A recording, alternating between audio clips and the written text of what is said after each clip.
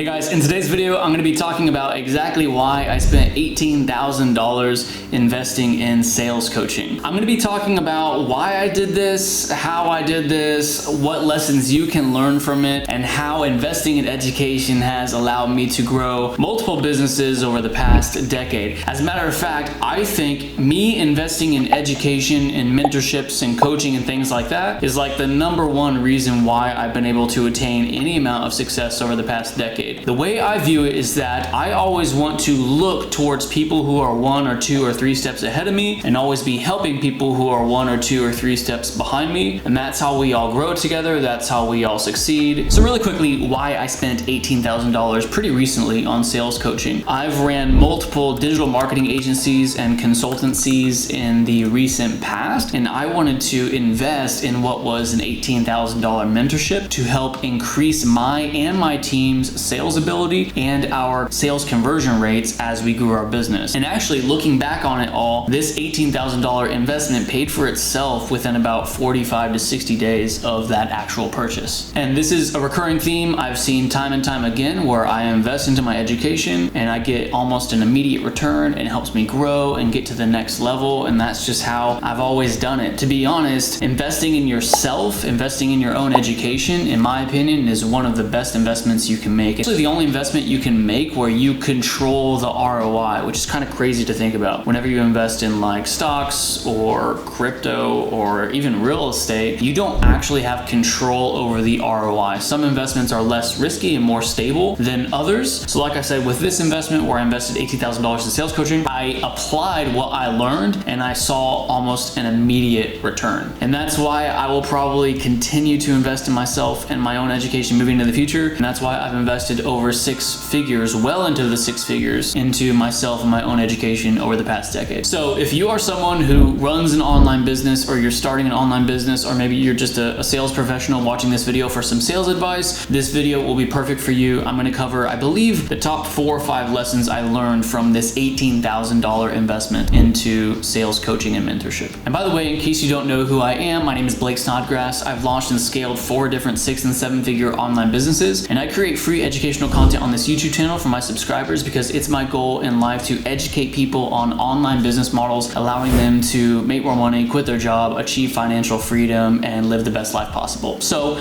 let's dive into the content.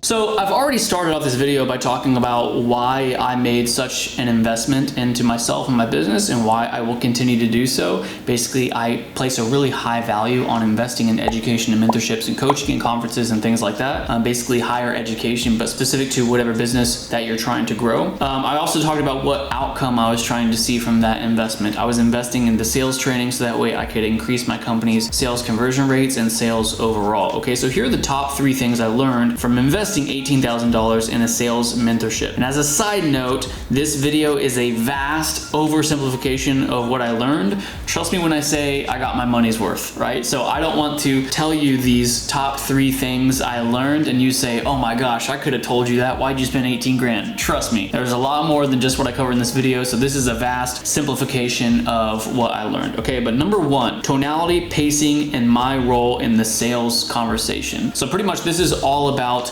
pre-framing the conversation, or framing yourself as the authority figure in a conversation, but not only that, as a trusted advisor, right? And this comes down to not only what you say at the beginning of the conversation, but also your tonality and pacing throughout the conversation, right? If I'm trying to sell digital marketing services or sell coaching or consulting or whatever it is, I need to be seen as essentially like the doctor in the room, the guy who's showing up and trying to diagnose the situation, diagnose the potential clients' issues or problems, and then properly prescribe them a medication or a solution, if you will, for their problem. And this is actually something I say on sales calls regularly to the actual prospect. I'll tell them, you know what, it's my job in this conversation to really figure out what's going on, diagnose the situation, and then offer some type of solution. Just like they say in the medical field, prescription without diagnosis is malpractice. So the last thing I want to do is just come in here and offer you some cookie cutter solution, the same way I offer to everyone or whatever. No, I want to come in here and make sure I understand the problem, I diagnose it specifically, and then I prescribe you with an exact solution that would benefit you and that would work to grow your company or grow your business,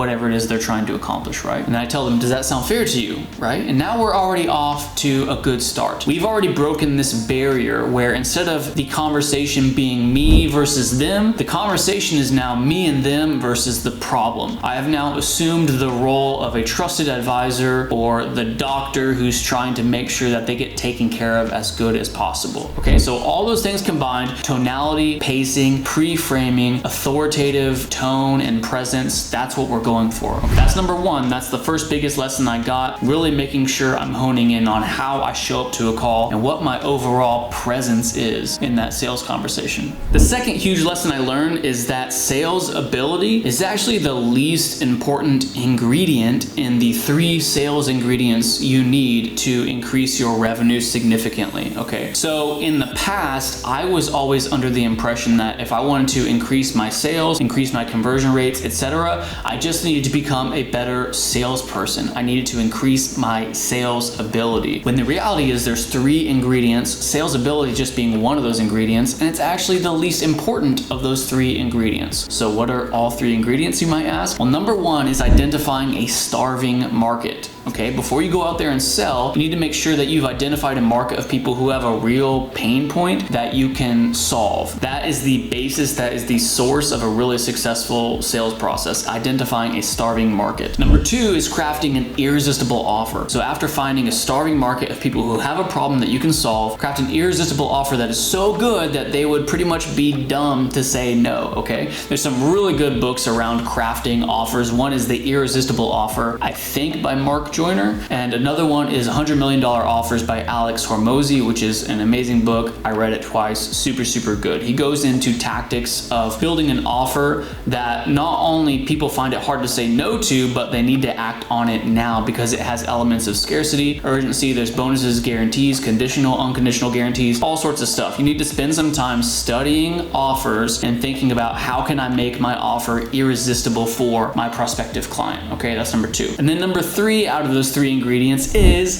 sales ability. Okay, so after we found our starving market, after we craft an irresistible offer, now we can really work on increasing our sales ability and learning things like tonality and pacing like I talked about earlier, or making sure that we know what to say when a client says this objection or that objection, whatever. Now it's time to increase our sales ability. And if we have 1, 2, 3, all those things in place, that's a perfect storm for skyrocketing sales for your company. And then the third thing that I wanted to share with you is that sales scripts are not everything.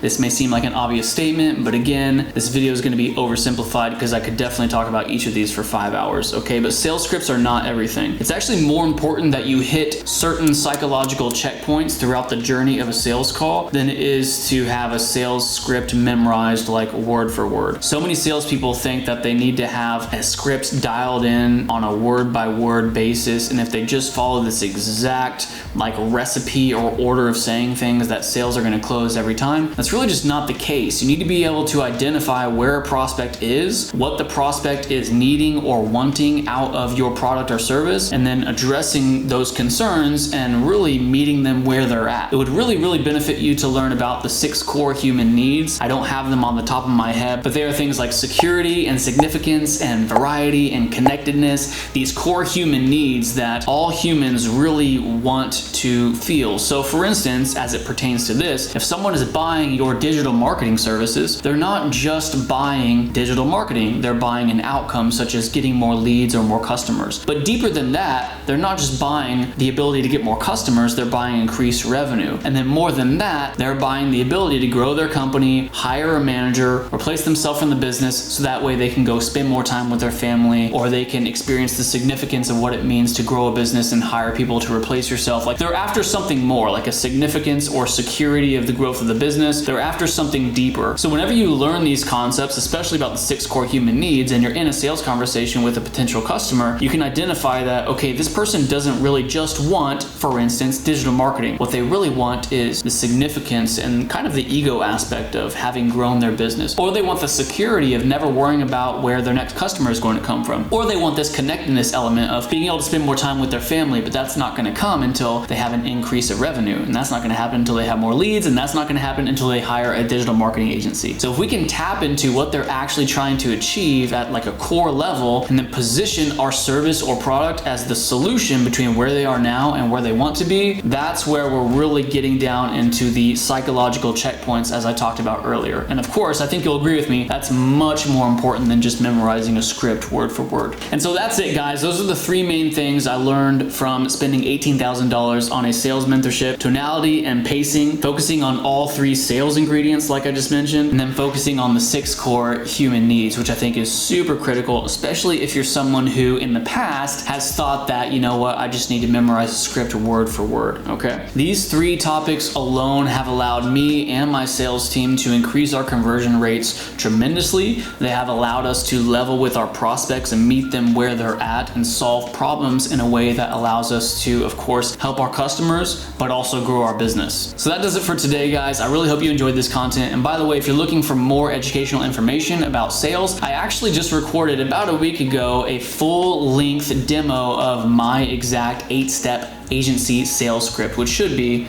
right here. So if you want to check that out, and of course subscribe to the channel for future videos, I'll see you later.